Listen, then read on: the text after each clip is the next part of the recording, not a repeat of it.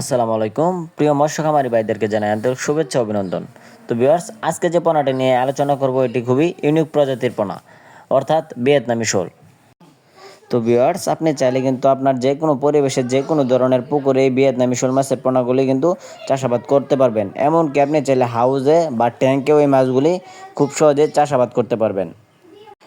তো ভিউয়ার্স, ভিয়েতনামি শোল মাছ চাষ ক্ষেত্রে অবশ্যই আপনাকে একটি দিক লক্ষ্য করতে হবে।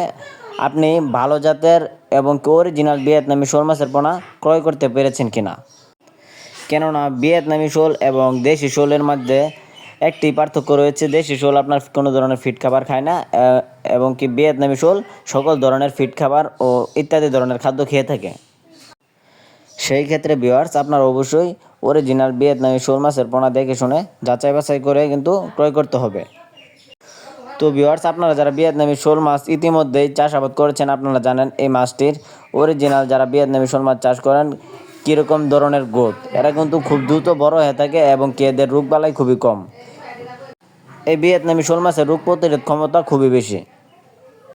তো ভিউয়ার্স, পুকুরে ভিয়েতনামি শোল মাছ চাষ করতে হলে অবশ্যই আপনাকে এই মাছগুলিকে সঠিক পরিচালনা করতে হবে। অবশ্যই আপনাকে এই মাছগুলিকে 2 বেলা খাদ্য খাওয়াতে হবে।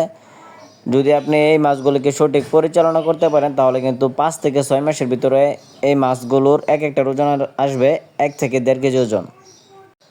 তো আপনারা যারা এই অরিজিনাল ভিয়েতনামি শোল মাছের পোনাগুলি সংগ্রহ করতে চান, আপনারা চাইলে আমাদের স্ক্রিনে দেওয়া নাম্বারে যোগাযোগ করতে পারেন।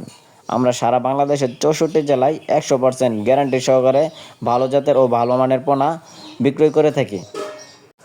অথবা আপনারা চাইলে আমাদের হ্যাচারি থেকে এসে সরাসরি মাছের পোনা ক্রয় করতে পারবেন।